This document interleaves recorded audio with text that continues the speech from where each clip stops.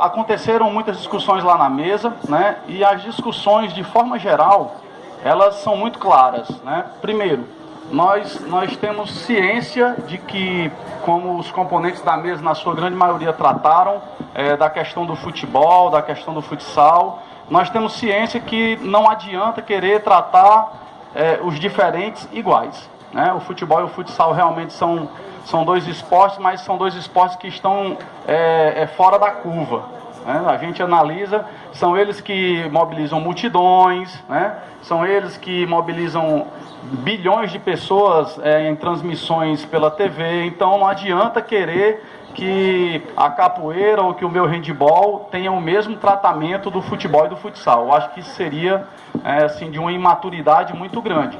Contudo, né, nós também, tendo essa atenção, né, diferenciada ao futebol e ao futsal, como fenômenos que são, nós não podemos descuidar das demais modalidades que, como foi dito, né, aqui tem o pessoal do jiu-jitsu, que tem campeão pan-americano, tem o pessoal da escalada, que representa a nível de Brasil, tem o Paulo aqui representando o voo livre, que traz um evento internacional que gerador de recursos aqui para o município anualmente.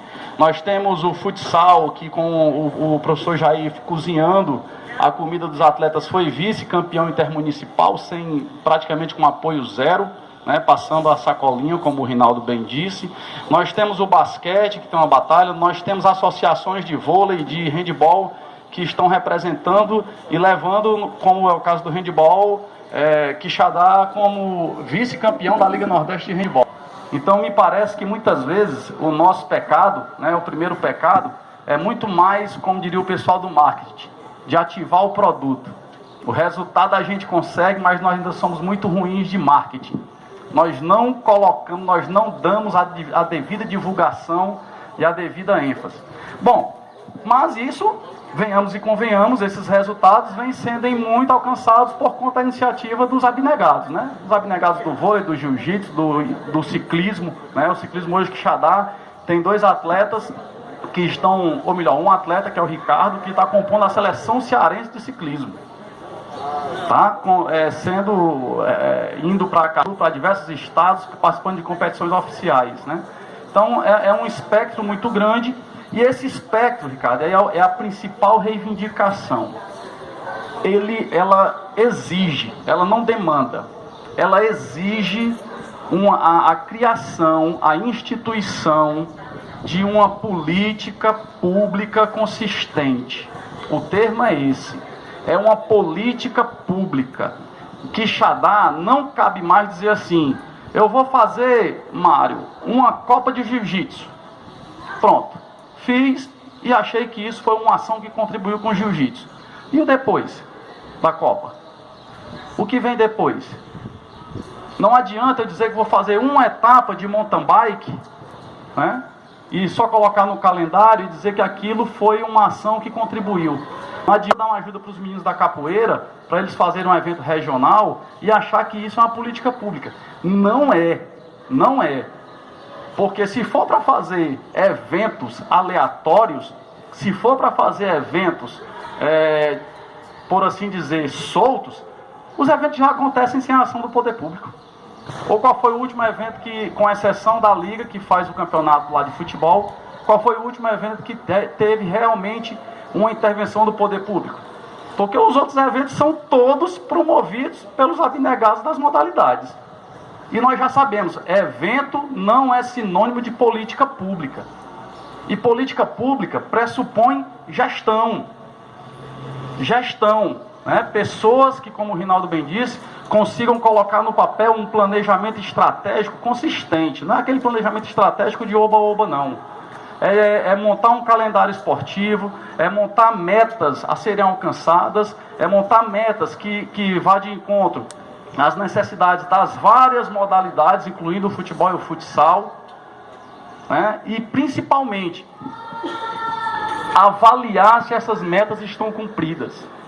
Porque hoje, né, é o que mais a gente estuda no mundo acadêmico, né? Nós estamos encerrando um ciclo de mega eventos esportivos no Brasil. né? Começamos aí com os Jogos Militares, né? Os Jogos Mundiais Militares, e agora vamos para os Jogos Olímpicos. E a gente discute a questão do legado, né? O que é que vai ficar de legado? Não estou nem falando de estrutura física, mas legado de cultura para o nosso povo. Será que o nosso povo absorveu a cultura de praticar esporte?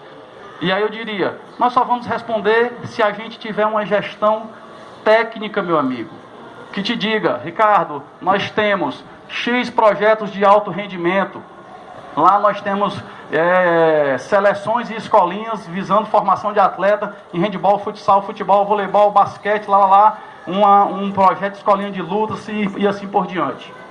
Mas nós temos também projetos de esporte educacional para aquela galera lá do bairro pobre, que nem quer ser atleta, mas quer praticar.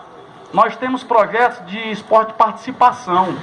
Exemplo, por que aqui nós falamos do atleta? Porque eu tenho um atleta, eu mesmo citei, né? Você vê como a gente se influencia. É um atleta que está na seleção cearense de ciclismo. Nós temos o prefeito narrou de um atleta que disputou o sul-americano, né, de futsal. E a pergunta que nós devemos fazer é: e os outros que não chegaram aí, onde é que eles estão? O atleta que não conseguiu se tornar jogador de futebol profissional, onde é que ele está? Será que o esporte contribuiu realmente para ele se inserir? Ou ele se frustrou? E aí o que o esporte, que foi verbalizado, né, afastaria da droga, do álcool, o cara se frustrou e disse assim: não, eu já fui atleta a vida toda, não me dediquei a outra coisa, vou beber cachaça. E rezar para ele ficar na cachaça. É rezar.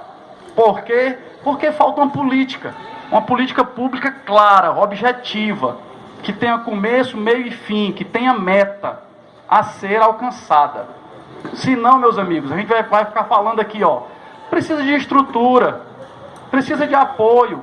E aí, por favor, nós temos que criar um fundo municipal do esporte, temos que acabar com esse discurso fajuto de que esporte é barato. Depende do esporte que eu queira desenvolver. Se for para fazer eventinho fracionado, e se for para fazer competiçãozinha fracionada e não ter uma política séria, é barato mesmo. Mas se for para desenvolver um projeto que impacte a sociedade, isso não é barato. Ou é barato na saúde, ou é barato na ação social. Por que lá tem que ter recurso, e por que no esporte a gente tem que assumir o discurso que não precisa de dinheiro? Quem foi que disse isso? A liga recebe quanto por ano? O futebol? 60 mil. É mais que justo. Porque sem os 60 mil sai a competição do ano todo. Sai? Não sai. Precisa. Então, é necessário o fundo municipal, é necessário que se crie projetos para atender não somente ao rendimento. Por exemplo, por que é que nós não estabelecemos aqui no bairro do Mutirão, no bairro Campo Novo, nos demais bairros que a gente sabe que tem questões delicadas sociais, de violência, de droga, por que é que a gente não institui o Corujão do Esporte? Tem estudos da segurança pública que mostram que o maior índice de criminalidade ocorre entre meia-noite e 3 da manhã. E por que a gente não bota lá um projeto de capoeira, de futebol, de futsal, de vôlei, do que seja, lá na praça, lá no local lá do bairro, certo? Alguns dias da semana, de meia-noite às 3 da manhã. E a gente não ficar só nesse papo de formação de atleta. Porque formação de atleta é importante, sim senhor. Mas não é só isso, meu amigo. E os outros, onde é que ficam? E os outros? Tá? E aí, esses são alguns indicativos, Ricardo, e principalmente que se tenha o cuidado com o esporte, desenvolver um planejamento estratégico, uma gestão técnica, porque essa gestão, inclusive, vai ser muito fácil de ser realizada, né? Porque faz tanto tempo que nós sofremos com a precarização do esporte, que é como falando em bom cearenseis, qualquer mexidinha na panela que fizer, o cheiro do baião sobe. Porque está tudo muito no zero, está muito no nulo.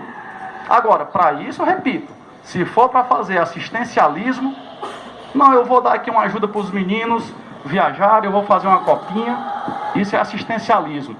Como é que se combate assistencialismo? Com um projeto consistente de política pública do esporte que atenda a todos. Então, só para finalizar, um ônibus para o esporte.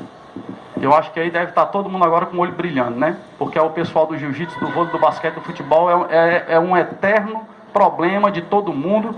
Nós não temos um transporte. Tem que estar mendigando na educação, tem que estar mendigando em outra secretaria, tem que estar fazendo cotinha, o ônibus. 2, o corujão do esporte. 3, elaboração do planejamento estratégico, urgente. 4, atingir com muita urgência os grupos populacionais que ainda hoje não estão atingidos. Exemplo, nós não temos um projeto que inclua o esporte para pessoas com deficiência. Não tem. Nós não temos um projeto de esportes para idosos. Nós não temos um projeto para crianças. Crianças. Eu não estou dizendo adolescentes, não. Crianças. Nós não temos. Então, esses são alguns indicativos que eu acho que a gente pode contribuir. Muito obrigado.